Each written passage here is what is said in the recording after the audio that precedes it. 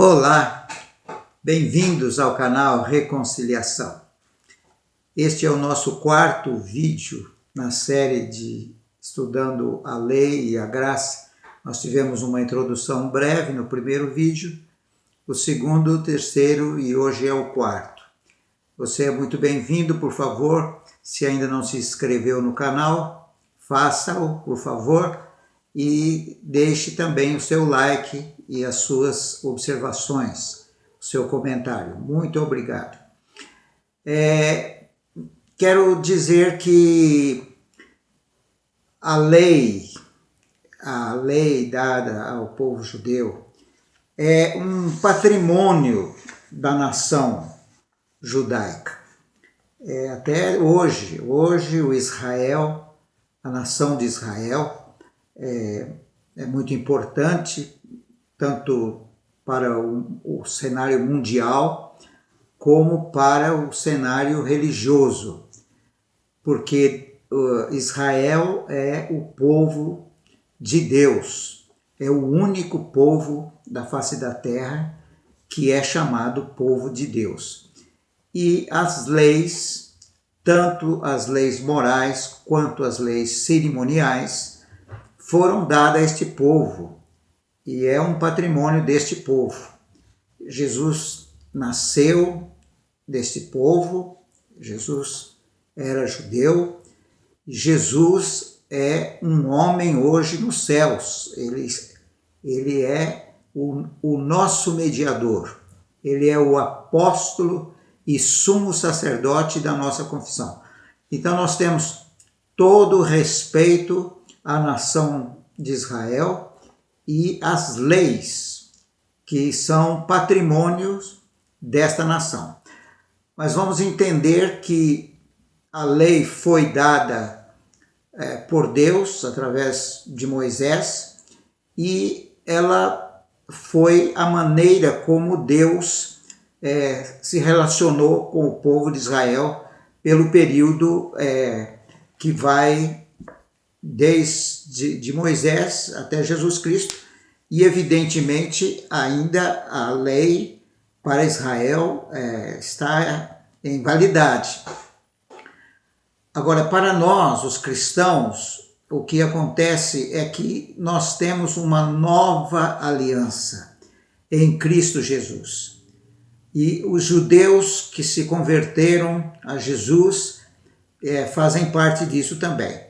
Então, na Bíblia, nós temos a menção de os judeus, que é o povo escolhido de Deus, os gentios, são todos aqueles que não são judeus, todas as nações, e nós temos a igreja, que é formada de judeus e gentios, que são nascidos de novo através da fé em Jesus Cristo e formam o corpo de Cristo, que é a igreja no mundo.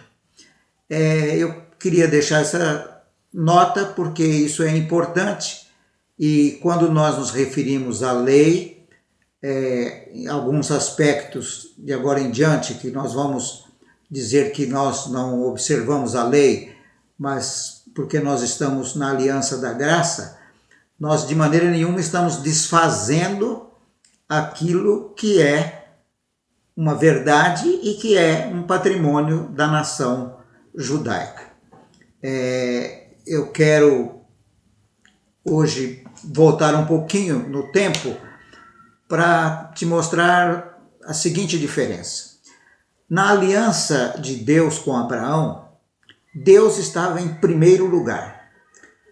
Era ele primeiro e Abraão depois. Quer dizer, ele fazia essas promessas, ele queria abençoar e Abraão respondia em fé. Por isso que nos primeiros vídeos que nós falamos da salvação, da justificação pela fé, Abraão creu e isto foi imputado a ele como justiça, sem ele fazer nada. Ele foi justificado pela fé. Ele foi considerado justo pela fé. Então era Deus primeiro e depois o homem.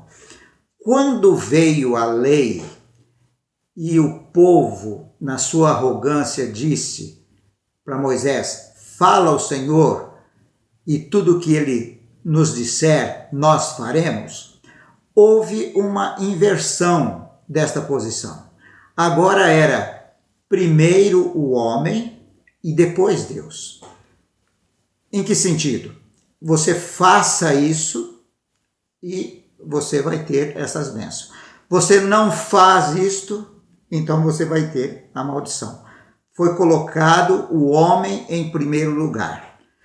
Por isso que a lei hoje, para quem quer ser justificado através das obras da lei e se esforça por ser um religioso segundo as obras da lei, ele está pensando na sua performance. Ele vai ser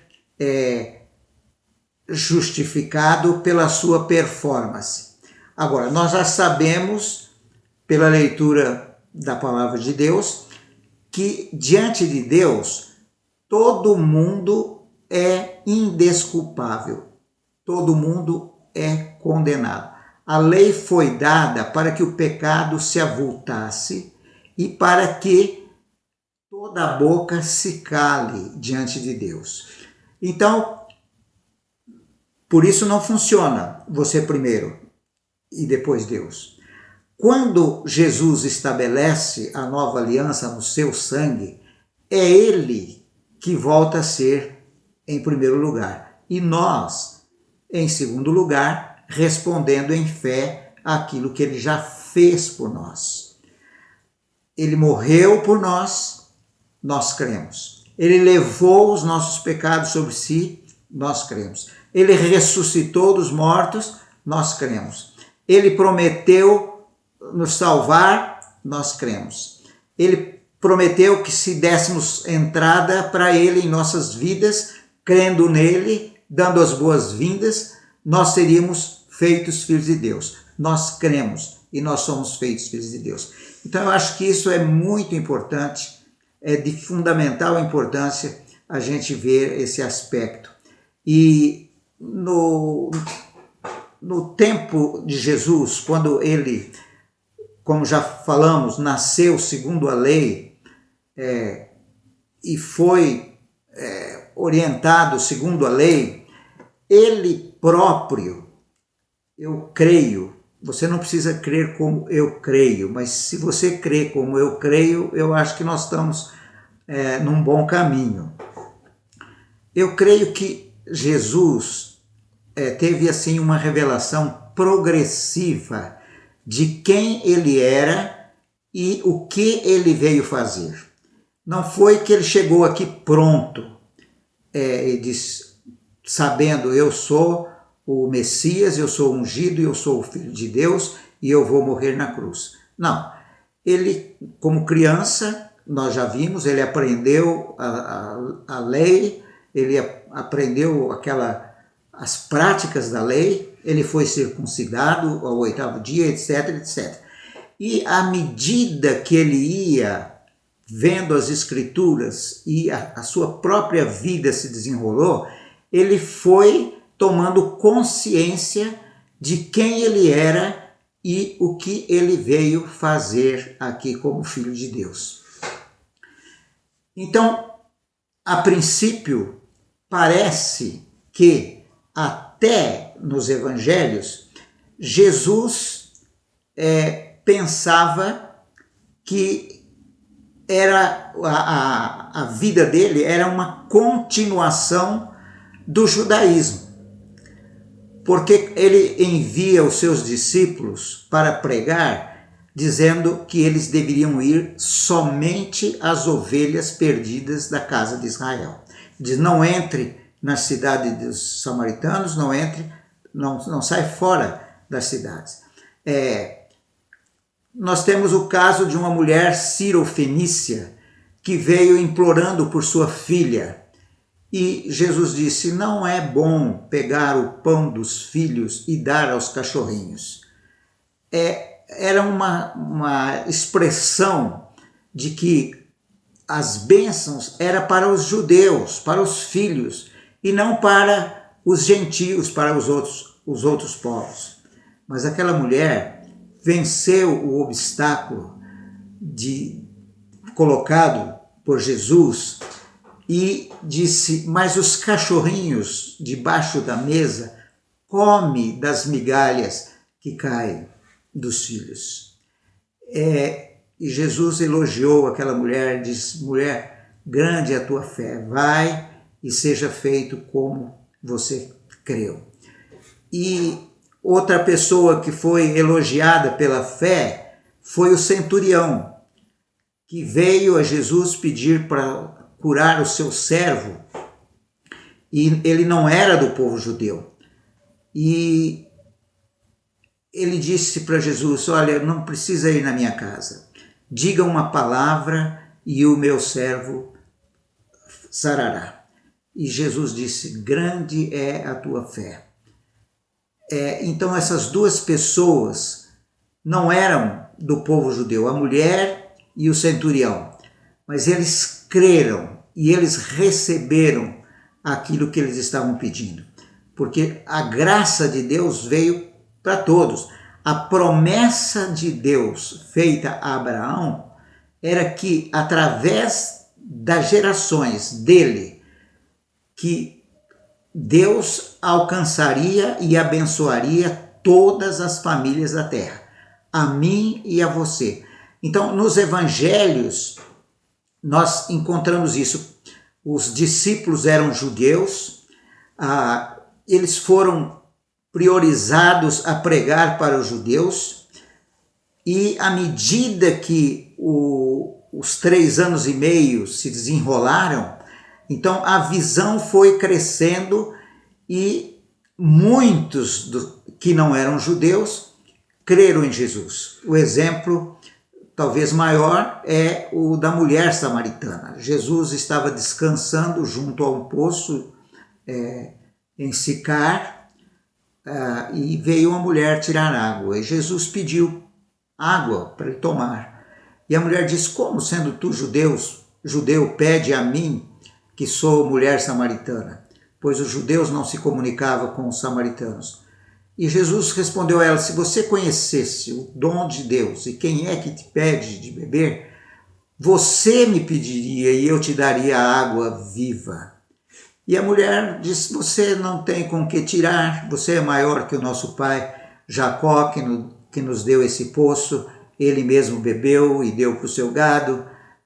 E Jesus disse: vai, chama teu marido e vem cá. E a mulher disse: eu não tenho marido. E Jesus disse: você disse bem, você não tem marido, porque você teve 5 e o que você tem não é teu. E ela disse: vejo que és profeta. Os nossos pais adoravam neste monte. Vocês dizem que é em Jerusalém. Qual é a verdade? E Jesus disse: olha, a hora vem e já chegou. Os verdadeiros adoradores adorarão o Pai em espírito e em verdade. É estes que o Pai procura como seus adoradores. E aquela mulher recebeu Jesus. E ela foi correndo para a cidade anunciar: vem ver aquele que me disse tudo. Não é ele o Messias?